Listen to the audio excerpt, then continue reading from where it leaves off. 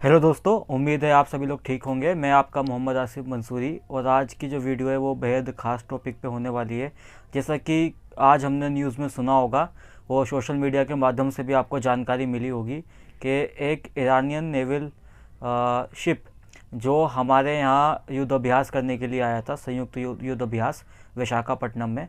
और उस युद्ध अभ्यास में जो है हमारी president of India Shri Droupadi Murmu ji भी शामिल हुई थी और उस जहाज़ ने हमारे प्रेसिडेंट को सलामी भी दी थी। और उसका जो क्रू था उसने विशाखापट्टनम में आकर के परेड की और उसने हमारे इस इवेंट में भाग लिया। और अनफॉर्चुनेटली एक बहुत बड़ा एक्सीडेंट हुआ। अमेरिका के पनडुब्बी ने वो हिंद महासागर के अंदर जो है वो उस जहाज़ के ऊपर कल अटैक कर दिया। जब हमारा पूरा मुल्क होली का जश्न मना रहा था, उसी बीच में जो है हमारे एक मेहमान पे जो हम पर भरोसा करके हमारे मुल्क में आया था, हमारे साझा संयुक्त अभियान में भाग लिया उसने हम पे भरोसा करके, वो जब अपने वतन लौट रहा था हमारी यादों को संजो करके, उस पे अमेरिका ने वार कर दिया। और मैं आपको बताना चाहूँगा, जो नेवल शिप, इस तरह के शिप जो इस तरह के युद्ध अभ्यासों में शामिल होते हैं या एग्जीबिशन में शामिल होते हैं, तो वो जो ना प्रॉपरली तैयार नहीं होते किसी वॉर के लिए। क्योंकि जब अब आपको पता होता है कि अब हम लड़ने जा रहे हैं, तो उस जब लड़ाई के वक्त में, वॉर के वक्त में, शिप के ऊपर अलग तरीके की मशीनरी होती है, हथियार होते हैं, मिसाइल से लेस होता है। तो अभी तो वो एग्जीबिशन में आ रहा था, तो वो नॉर्मल तरीके से वो जो है वो हमारे यहाँ आए थे और कोई लड़ाई की कोई तैयारी नहीं थी। उसमें रशिया और भी अलग अलग जो मुल्क हैं उनकी नौसेनाओं ने भाग लिया था। यहाँ तक कि अमेरिका की तरफ से भी पहले एक नेवल शिप आया था, बाद में वो वॉर को देखते हुए वापस हो गया और उनकी तरफ से कुछ प्रतिनिधि जो है वो इसमें शामिल हुए थे। ईरान ने हमारे ऊपर भरोसा जताया, तभी उन्होंने अपना नेवल शिप जो है वो हमारे यहाँ भेजा। जब इस पर अटैक हुआ तो श्रीलंका ने उसको सपोर्ट किया। श्रीलंका ने वहाँ से तकरीबन 25 जो ईरानी सैनिक थे उनको रेस्क्यू किया। और अभी जो समाचार एजेंसियों के माध्यम से जो हमें जानकारी मिल रही है, उसमें ये बताया जा रहा है कि 100 से ज़्यादा नाविक जो है उस शिप में सवार थे और तकरीबन 80 से ज़्यादा जो नाविक हैं वो शहीद हो गए इस कायराना हमले में।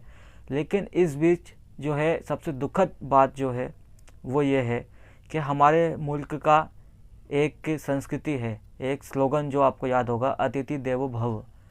आज उस पर सवाल खड़ा हो गया है, क्योंकि पूरे इतिहास में ये पहली बार हुआ है कि हमारे मेहमान के ऊपर हमने अपने एक मेहमान को अपने मुल्क में बुलाया और उस पर कोई बाहर से आकर के उस पर हमला कर देता है, उनको कत्ल कर देता है।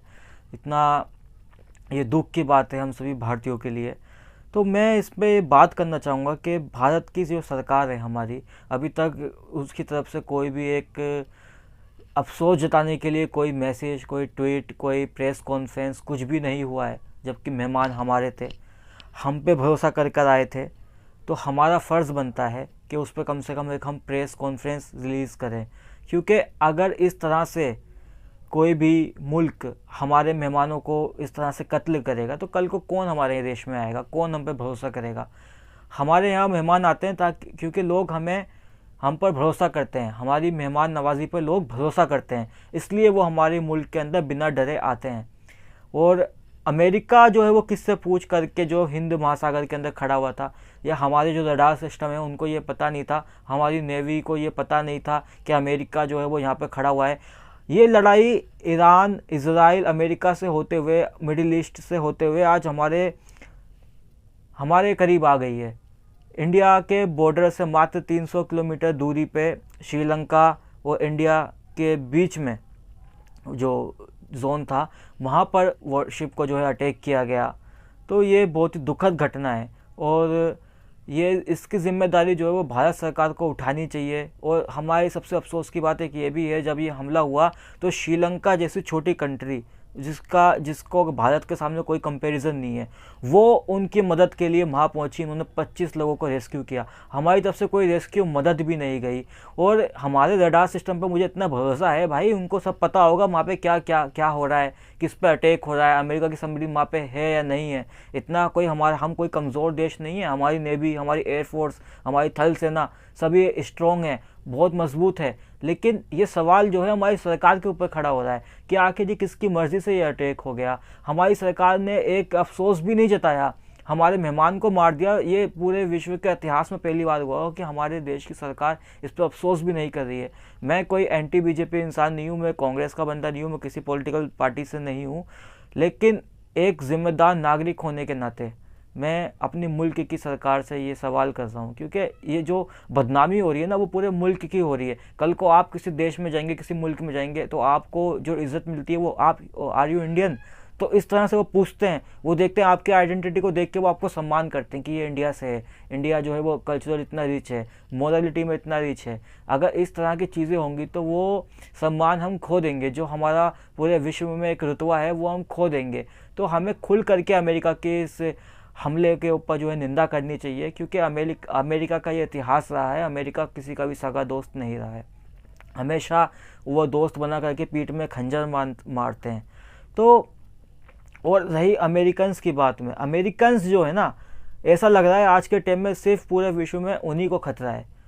दुनिया भर का असलहा उनके पास में है, दुनिया भर की इन्फेंट्री उनके पास में है, पूरा न्यूक्लियर बम का ज़ख़ीरा उनके पास में है, और पूरे विश्व में अंदर जहाँ भी फसाद होता है इनका नाम आता है अमेरिका वालों का। और ये बोल करके क्या युद्ध छेड़ते हैं कि हमारे नागरिकों को खतरा था, हमारे नागरिकों को खतरा था। भाई पूरे विश्व के अंदर तुम्हारे नागरिकों को ही खतरा है।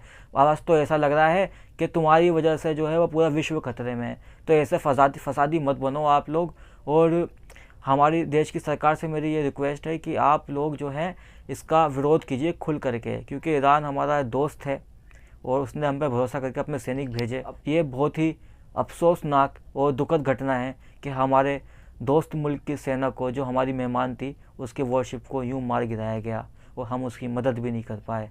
तो सही और गलत में फ़ैसला करना वो आपके हाथ में है, आप पद पे बैठे हुए हैं, क्योंकि आपको गलत को गलत कहना होगा, सही को सही कहना होगा। यही हमारी भारतीय संस्कृति है। धन्यवाद।